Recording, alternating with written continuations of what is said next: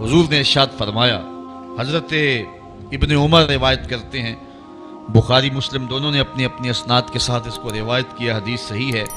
हुजूर ने इरशाद फरमाया कि जिस शख्स के अंदर 4 चीज़ें हैं वो पक्का मुनाफिक है। मुनाफिकन खालिसन, वो खालिस मुनाफिक है। यहाँ तो ये लफ्ज़ हैं, एक हदीस में आता है वइन सल्ला व सामा, अगरचे वो नमाज भी पढ़े और रोज़े भी रखे, लेकिन बुखारी और मुस्लिम की इस हदीस के अंदर ये लफ्ज़ नहीं है। यहाँ इतने लफ्ज़ बयान फरमाए गए हैं, अरबाउन मन कुन्ना फीहे काना मुनाफिकन खालिसा, जिस शख्स के अंदर ये 4 चीज़ें हैं वो खालिस मुनाफिक है। वमन कानत फीहे खसलतुम मिनहुन्ना कानत फीहे खसलतुम मिनन निफाक हत्ता यदअहा, और जिसके अंदर इन 4 खसलतों में से कोई एक है तो उसमें मुनाफिकत की एक खसलत, एक आदत पाई जाती है, उसको चाहिए कि उसको दूर कर दे। जब तक वो दूर ना करेगा उतनी देर तक जो है वो खसलत उसके अंदर जो है वो मुनाफिकत का सबब रहेगी। पहली चीज़, इज़ा हद्दसा कज़बा, जब भी बोले तो झूठ बोले। आज मैं और आप अपने मुआशरे की तरतीब देख लें, झूठ एक फ़न अजीम बन के रह गया है, और ये अलामत मेरे और आपके आका व मौला ने जो है वो बताई है खालिस मुनाफिक की, कि मुनाफिक जब भी बोलता है झूठ बोलता है, मोमिन झूठ नहीं बोलता। हुजूर अलैहिस्सलाम से पूछा गया कि हुजूर मोमिन बुज़दिल हो सकता है? फरमाया मोमिन बुज़दिल नहीं होता, बहादुर होता है, लेकिन हो सकता है कभी बुज़दिली भी कर जाए।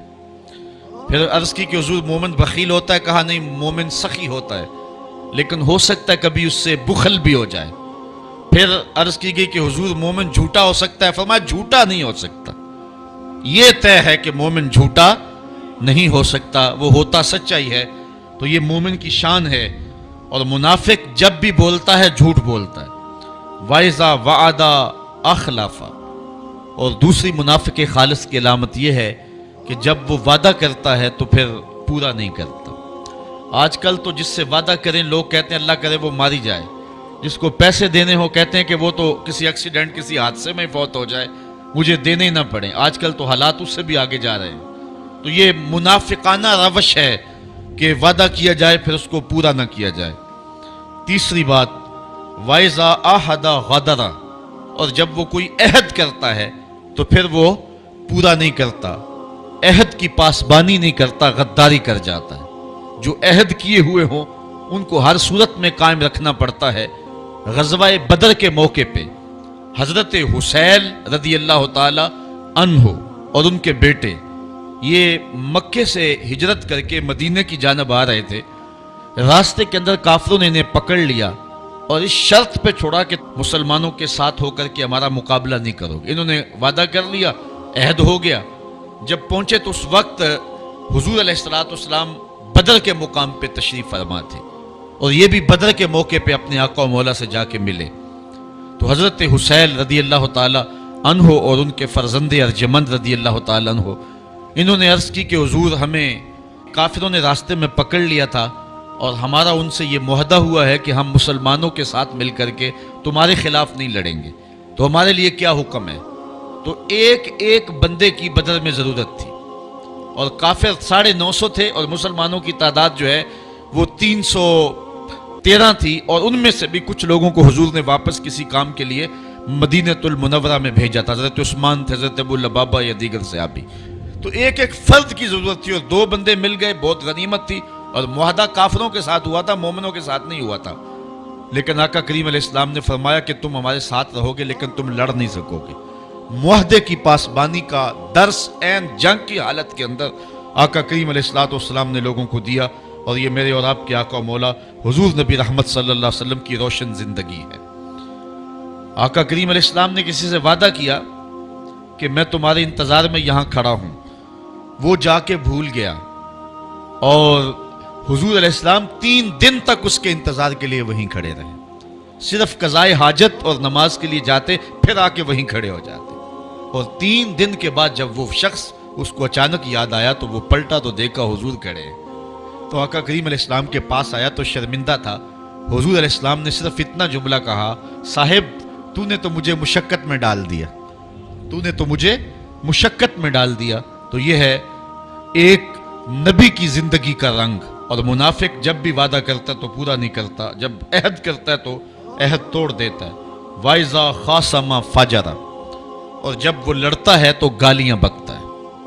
الجھاؤ، اختلاف رائے، یہ زندگی میں اور معاشرے کے اندر ایک دوسرے سے پیدا ہو جاتا ہے، لیکن جب کسی سے الجھاؤ پیدا ہو جائے، کسی سے لڑائی پیدا ہو جائے، تو اس لڑائی میں جو ہے وہ گالی گلوچ کرنا یہ مومن کا طریقہ نہیں ہے، بلکہ ناراضگی اختیار کر لی جائے، خاموشی اختیار کر لی جائے، اور وہ بھی 3 دن سے زیادہ ناراض رہنے کا حکم نہیں ہے۔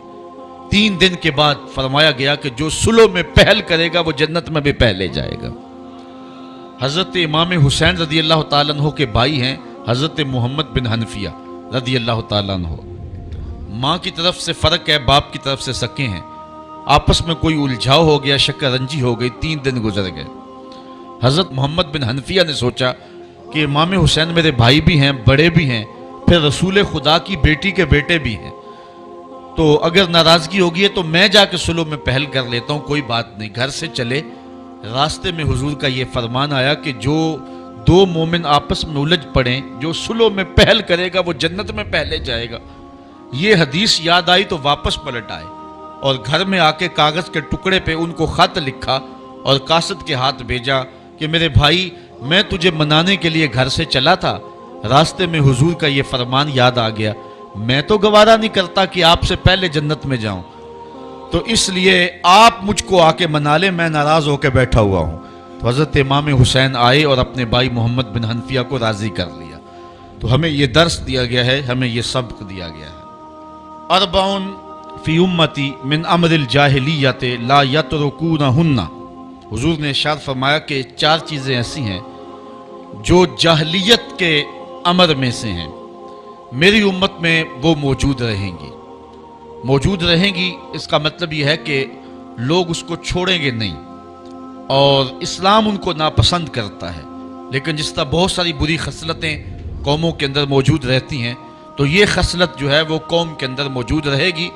اس کا یہ مطلب نہیں کہ سارے لوگ اس کا شکار ہوں گے، یعنی بہت سارے لوگ جو ہیں وہ ان خصلات بد میں مبتلا رہیں گے، جبکہ متقی اور پرہیزگار اپنا دامن ان سے بچائیں گے۔ تو زیادہ تر لوگ جو ہیں وہ ان خصلتوں کے اندر مبتلا رہیں گے۔ پہلی خصلت الفخر فی الاحساب، حسب پہ، اپنی خاندانی وجاہت اور پس منظر پہ اترانا کہ میں فلاں کا بیٹا ہوتا ہوں، میرا فلاں خاندان سے تعلق ہے۔ یہ ہر دور کے اندر جو ہے وہ معاشرے کا کثیر طبقہ اپنے حسب پہ اتراتا رہا ہے، اور آج بھی موجود ہے اور قیامت تک یہ باقی رہے گا۔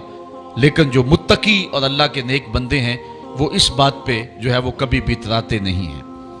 دوسری بات وَالطَّعْنُ فِي الْأَنْسَابِ، کسی کے نسب میں تان زنی کرنا کہ تو فلاں کا بیٹا ہے، تیرا فلاں برادری سے تعلق ہے، یہ تان زنی نسب میں یہ انتہائی مکروہ اور برا کام ہے، لیکن بہرحال اس امت کے بہت سارے لوگ اس فعل بد کا ارتکاب کرتے رہیں گے۔